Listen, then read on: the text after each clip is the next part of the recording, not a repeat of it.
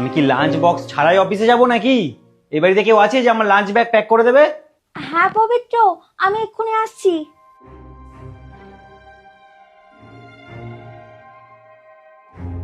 বলছি শোনো না, আর কয়েকদিন পরে তো পুজো, বাড়ির জন্য কিছু জিনিস কিনতে হবে। আজ বিকালে যাবে? তোমার কি মনে হয় রাস্তায় টাকা পড়ে থাকে, নাকি আমি এটিএম মেশিন যত চাও তত টাকা তুলে যাও? আমার একটা ফিক্স স্যালারি আছে, তার মধ্যে আমাকে সবকিছু চালাতে হয়, বুঝতে পেরেছো? সামনে পুজো আসছে, তুমিই তো বলেছিলে কেনাকাটা করতে যাবে, তাই জন্যই আমি বলছিলাম। তখন আমি বলেছিলাম, আর এখন আমি বারণ করছি, এই ফালতু খরচগুলো না বন্ধ করো, একটু অ্যাডজাস্ট করতে শেখো, বুঝলে?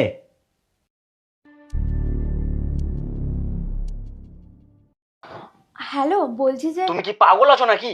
তোমাকে কতবার বলেছি অফিস টাইমে ফোন করবে না? একটা কথা কতবার বলতে হয় তোমাকে? আমি শুধু ওষুধের জন্য ফোন করেছিলাম। এখনই দরকার, যেটাই তোমার প্রয়োজন সেটা সঙ্গে সঙ্গে তোমার দরকার। কেন একটু স্যাক্রিফাইস করতে পারো না? একটু অপেক্ষা করতে পারো না?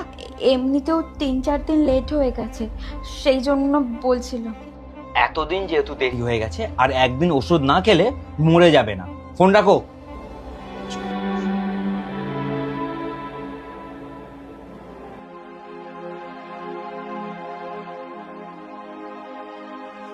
উফ, পায়েল, পায়েল এক গ্লাস জল দাও।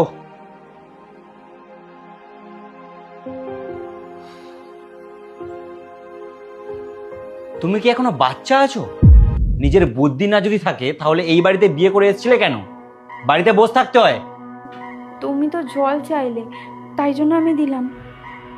বাইরে এত গরম, তোমাকে এক গ্লাস জল চাইলাম, কোথায় একটু ঠান্ডা জল দেবে তা না, নর্মাল জল নিয়ে দিয়ে দিল।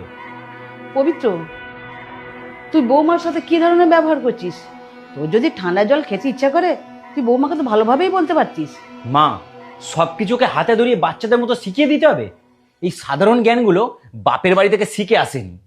স্যাক্রিফাইস, ভালোভাবে কথা বলা, সেবা করা, স্বামীকে সম্মান করা, স্বামীর সাথে তর্ক না করা, এগুলো সবই তো করছে। তোমার বৌমা কি এমন স্যাক্রিফাইস করেছে যে ওর হয়ে তুমি কথা বলছো? দেখ, এই চুড়িদারটা 2 বছর হলো সেলাই করে ও পরছে। ওর নিজের জন্য কিছু নেয়নি, শুধু তোর আমার জন্য নতুন নতুন জামা কাপড় কিনে আনে। আচ্ছা, তুই আরো কিছু দেখতে চাস? দাঁড়া, আমি নিয়ে আসছি।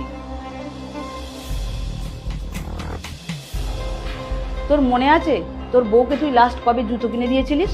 এই দেখ, তোর বউয়ের জুতো ছিঁড়ে গেছে, ও তাও তোকে কিছু বলেনি,